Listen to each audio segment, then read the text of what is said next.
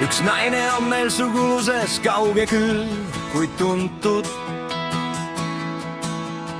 tal kruvid on vist peast juba ammu välja lennud. see on Jana, kes poodides käib asju laenamas. ta arvab, et on tasuta kõik, mida näeb ta haaramas. turvamehed jooksevad, aga Jana vaid naerab. ta on universumi boss, nii ta ise väidab ja kaebab. natuke kanepit ja peale klaasike viina.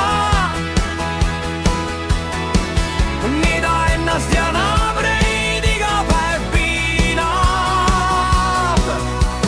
paberid on lollidelt ja diagnoos on ees. hullumaja paraval on tal ammu juba sees.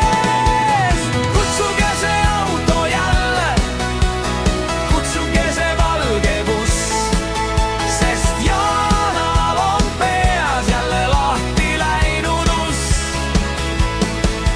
aga Jana vaid karjub ja raevust on kus.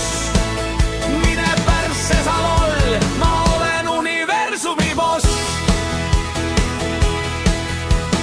mitu korda see valdis on istutud.